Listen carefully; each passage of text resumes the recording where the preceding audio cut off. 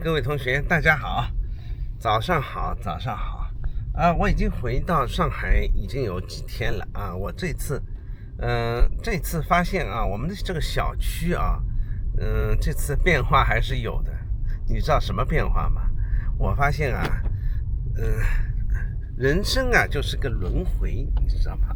啊，有时候你真不好说。当初不是说这个要垃圾分类吗？现在你看，大家所有的人这个把垃圾啊，好像又回到了原先的这个原点，就是说搞的垃圾分类啊，也已经不分了，对吧？大家就是之前我看上一次来，我看他们还是就是说，就已经不怎么分类了。上一次已经不怎么分类了，就直接丢到垃圾站去。那现在呢，我们小区呢，大家都垃圾还是照样跟以前一样，丢在门口，有专人来收。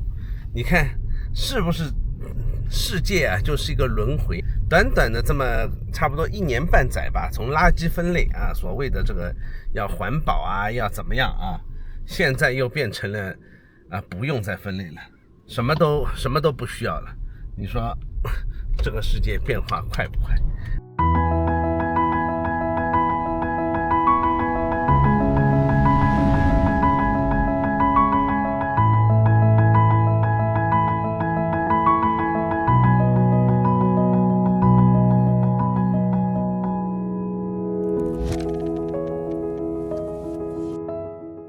今天的天气呢特别好啊，天气真的是特别的好啊！跑出来前2天啊，我跟你说啊，最近这个天气不是一直都是这个阴沉沉、灰蒙蒙的吗？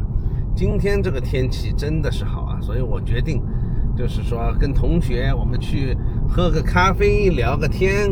外面好像就是说我听他们说啊，就是人流量非常大啊，人呢在上海总归是那么2000多万、3000万人了，加上流动人口，我估计3000万了。在那个5·1节的时候啊，大家就是大举出动啊，就像打仗一样的大举出动，来到南京路。这个南京路被挤得满当，简直就是说都没有办法走人了啊，还得要警察拉着一步一步的走啊，走2步停一停，走2步停一停，对吧？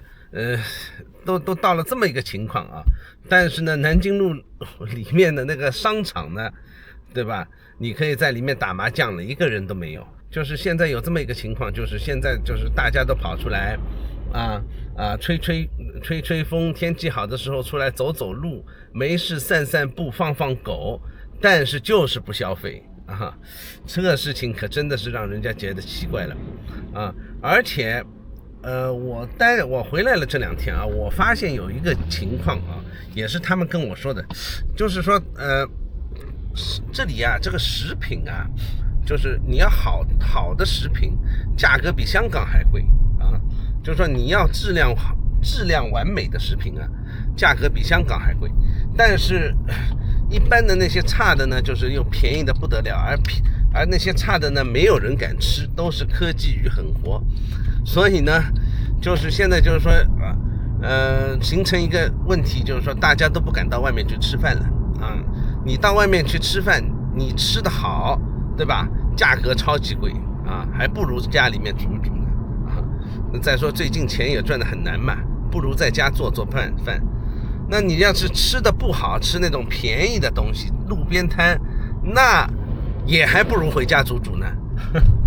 因为路边摊都是科技与狠活，我贪便宜我还吃不到东西，对吧？全是吃的毒的东西，那么还不如回家煮呢。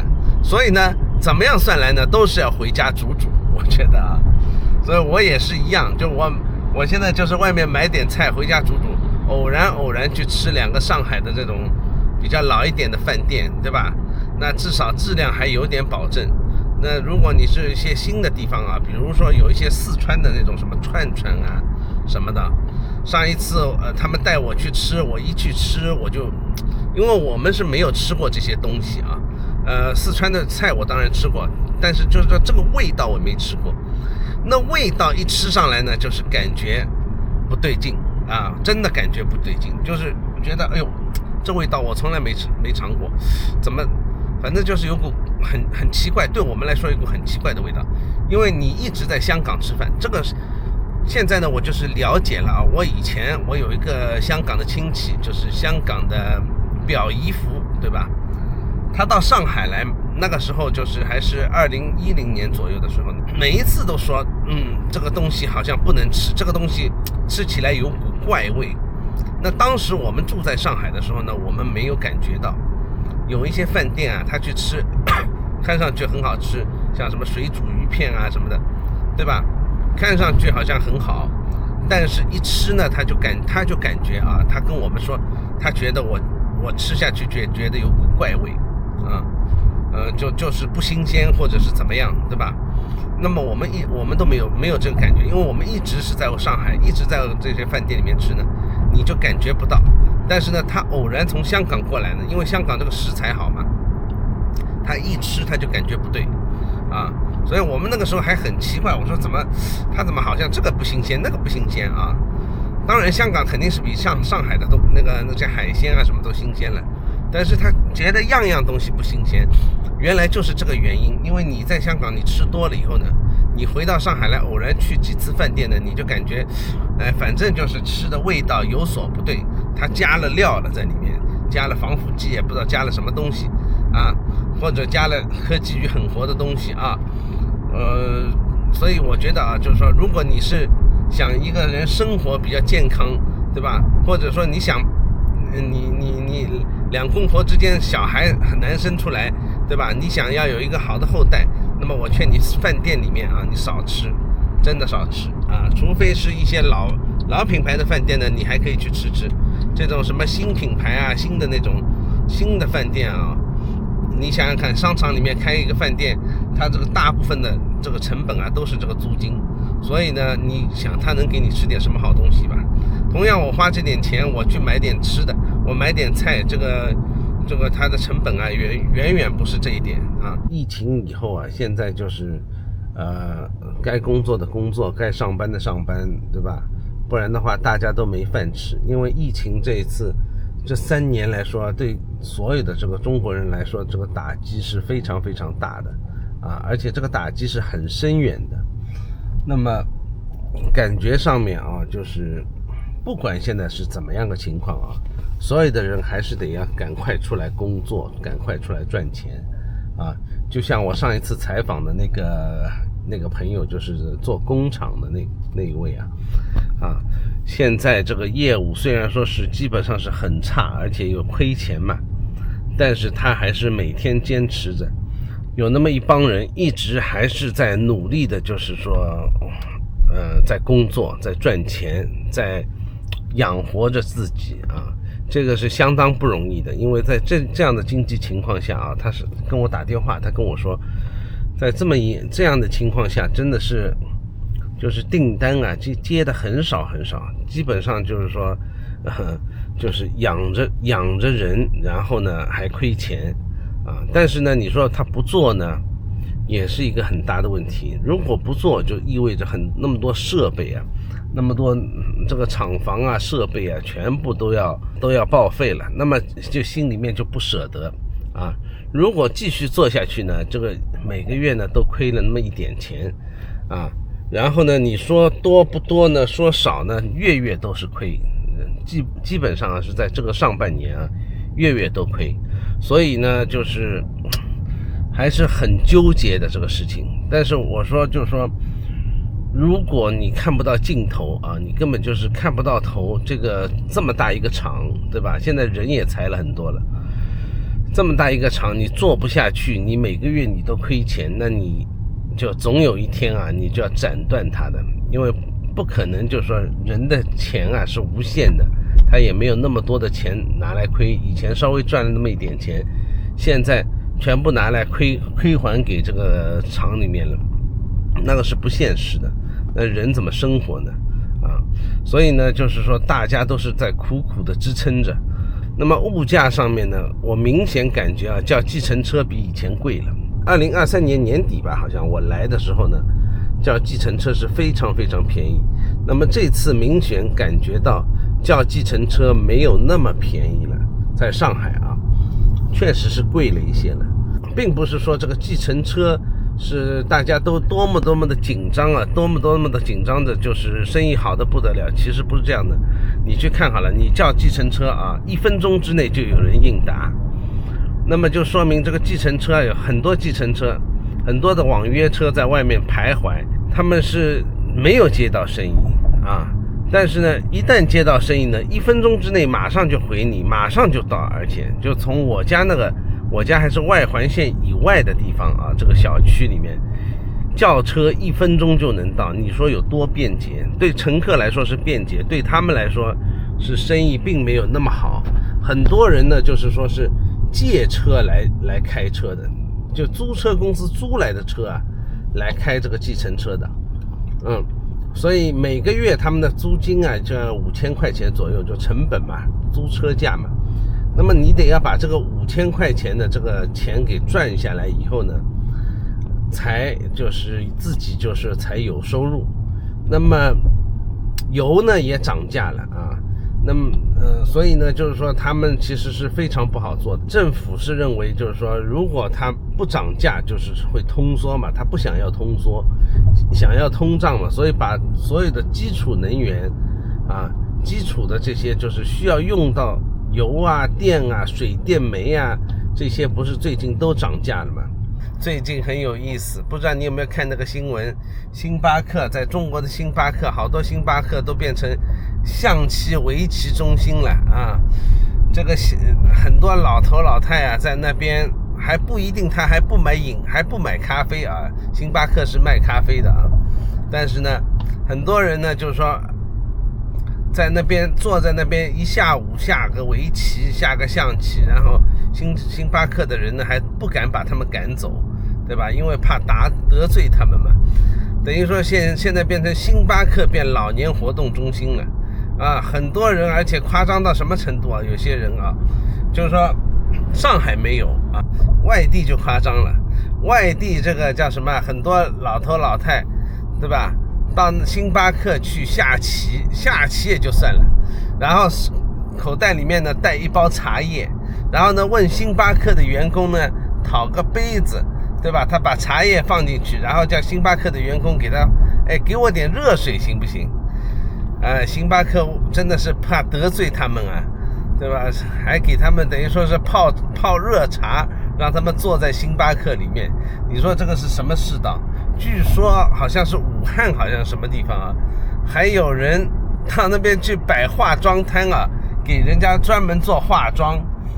原因是什么呢？曾经有一个就是说有一对要结婚的这个新娘新郎嘛，那个新娘呢化妆来不及化了，然后到了这个他们其中的一家星巴克啊，就跑去就是那个化妆师啊给这个新娘化妆化了一半呢，这个星巴克的这个里面的那个职员就跑出来很礼貌的说，我们这个地方是营业的地方啊，你不能在这里就是说化妆的。然后这个事情好像又曝光了，被他们拍了视频了，对吧？把这个东西传在网上了。星巴克为了迁就这帮人啊，就现在就说不管你在星巴克你里面你干什么事情，他都不来管，还得要客气气的，对吧？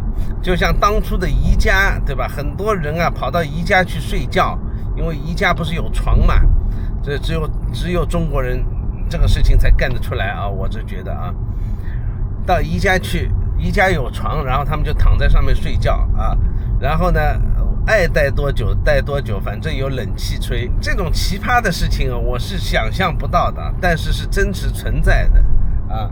这个是最近啊这个新闻里面报道出来的，我们都不可以想象啊！如果你在国外，你到别人的咖啡馆里面去喝茶去，你说别人会不会把你赶出来？就好比你到酒吧去，你带了瓶酒到酒吧去喝酒，你说酒吧的人会不会把你赶出来？我是真是可以说是佩服他们，佩服，真的佩服。我作为这个老上海啊，也没有来过这个地方啊，就是这个上海这个苏州河这里的邮政局啊，邮政博物馆啊，然后我想来逛一逛，因为这里很漂亮啊，真的没有想到苏州河现在弄得挺漂亮的。啊，这个就是邮政博物馆，这里啊，就它以前其实是一个苏州河的这个老房子啊，现在全部都好像都翻新了，你知道吗？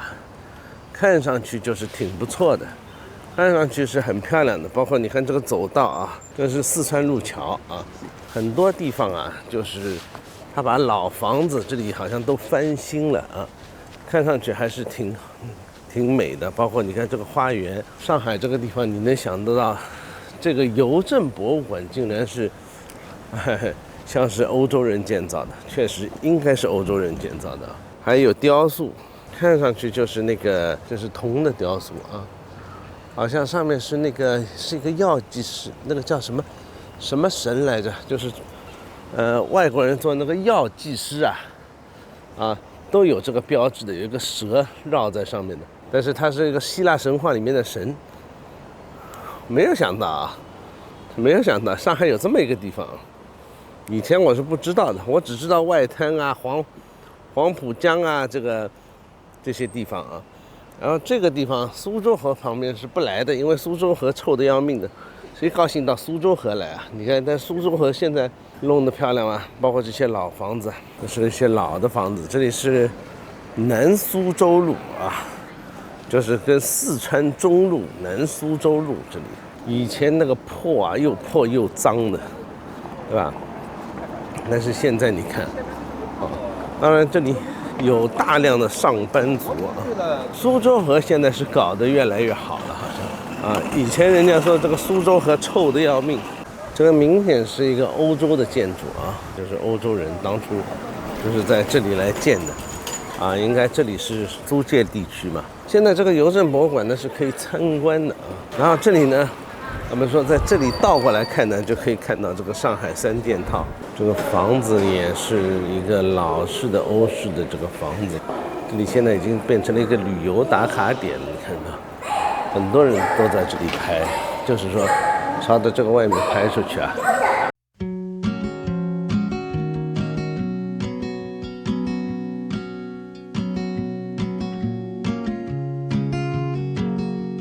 你看这个地板啊，这个地板都是挺好的，这都是铜的地板。这个上海啊，就是很美的。其实上海真的是很漂亮的，可以说是什么建筑都有的。欧式的这些建筑啊，跟欧洲其实造得很像的啊。然后现在就是邮政总局了。那么这里就是一个博物馆，它现在所谓的博物馆啊，以前是这个样子的。你看，很多人都在寄货。啊，这里就是填写单子的地方。现在包括现在还在做啊，现在还在办公啊，不是没人办公。就是这个是它最大的一个邮局了。哦，这个挺好看的，发展现代化邮政，满足社会需要。哦，江泽民写的，老江还是不错的啊。现在我越看越顺眼了。曾经觉得这个老头子没怎么样子，现在人家觉得，哎呀，还是老江时代啊。现在你看是什么时代了？看到没有啊？时代不同了，整一个都是博物馆啊，邮政博物馆。这里好大的，你看里面，好大的。哦，里面还有一些展品没拿出来。什么马车啊、火车啊、车厢啊之类的东西。我跟你说，这个大理石啊，就不是就这个大理石，这个纹路很清晰的，你看到没有？这个大理石就非常好的大理石啊，不是那种比较差的那种。这个绿色大理石它是有讲究的，你知道吗？所以这个是花了挺大代价的，很大的邮政博物馆啊，这么大一个面积，就这样子。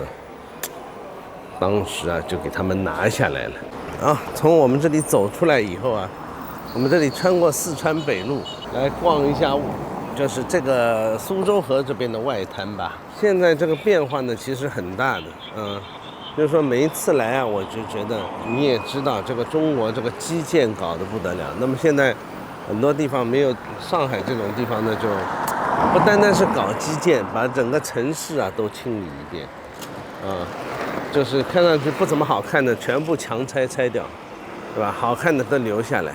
跟台湾啊是一个挺大的反差啊。台北，你到台北去的时候，你就发现那是些老的破的房子，但是在我们上海没有老破房子啊，老破房子被拆掉了。以前这个地方多老多破，如果你是上海人，你应该知道啊。现在你看搞得好像很漂亮啊。这个地方呢，比欧洲有一个好处啊，就是不用太担心，就是说。包会被人家偷了，钱包偷了，人家后面在摸你包什么的，基本上在上海这个地方不太存在。现在小偷都失业了，上海又来到了这个上海三件套啊，三件套不是东方明珠，一个开瓶器，一个注射针头，还有一个打蛋器，就是这个三个最高的楼，这是我听他们告诉我的。一个那个不规则的那个就是打蛋器，然后中间有一个开瓶器，开瓶器下面有一个针头。现在我这个方向看上去重叠在一起的那个是针头，东方明珠不算啊。东方明珠我觉得我看得像串烧羊肉串一样的。那在这个地方呢有个咖啡店，看上去挺小资的，你如果喜欢来喝咖啡啊，真的是挺不错的。但是这次来我明显感觉就是这种咖啡店好多啊，我哪怕在新庄啊都有很不错的咖啡店，这一点倒是不错的，因为大家都开咖啡店嘛。中国人啊，这方面很厉害的啊，都很能 copy 的，这种感觉啊能够 copy 到，就是说以前都是在市区啊，感觉很 fashion 的，很怎么说呢啊，很那种很小资的。他们还挺能 copy 的，把这种感觉 copy 到各个地方去。现在有各式各样的大排档，因为现在叫做内卷嘛，在我3-5年以前，我是绝对不会说的啊。内卷的太厉害了，是吧？卷的呢，就是大家都互相竞争，只要你这个地方做得好，所有的地方所有的人都来抄袭。是叫你麻烦你。这个可真有意思，这手机应该把它，这手机是 iPhone 吧？不应该存在这个 iPhone 的，是吧？至少拿华为吧。逆流前进，小朋友，那个旗子奋发向上。这个地方是一个网红点啊，我告诉你，拍结婚照的啊，特别的多，看。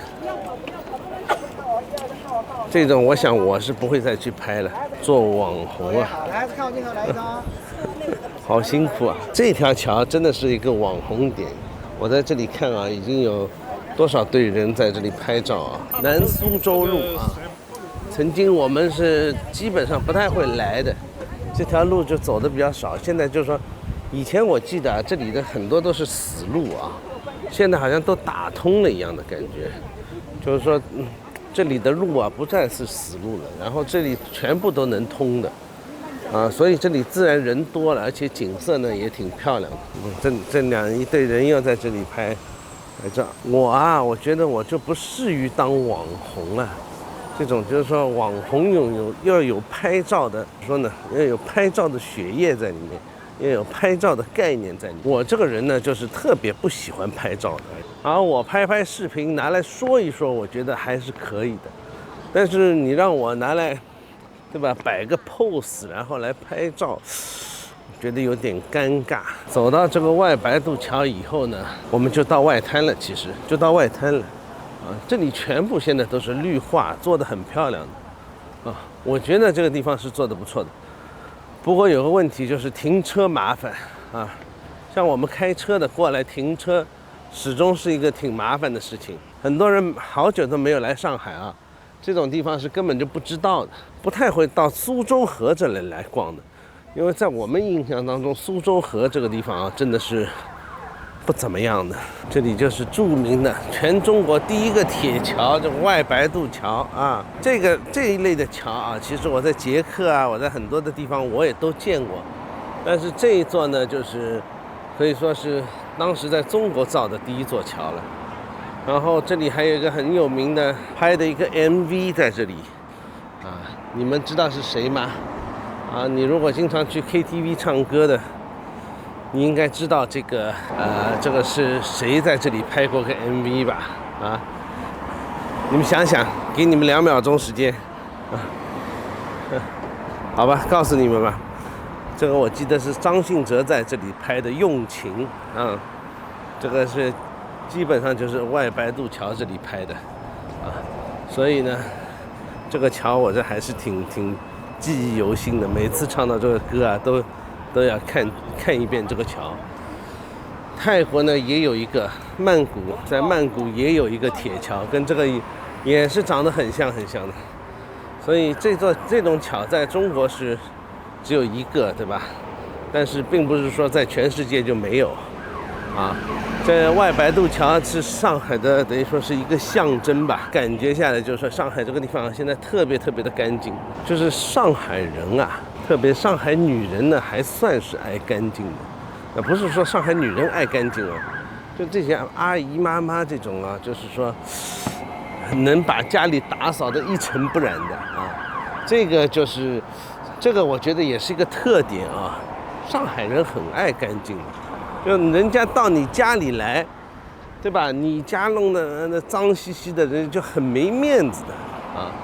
这个是面子问题，这不是那么简单的，就是说干净的问题了。上海人介于这个北方跟南方之间啊，南方人其实不太爱干净的。南方人，你看香港很多人就说穿个拖鞋就跑出来了啊，上海人反而就是说他们是更加爱干净。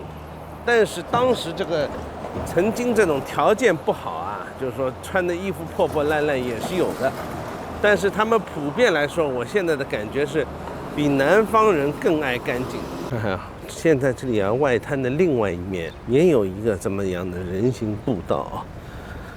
我们平时就是在那个地方啊，那南京路什么在那个地方，对吧？等于说是万国一条街啊，所以很多国家在那边造的那种各式各样欧洲的房子。但是到了这里啊，原来这里也有一个平台可以走路的啊，而且这个平台人比较少，没有就是说像外滩一样那么的挤。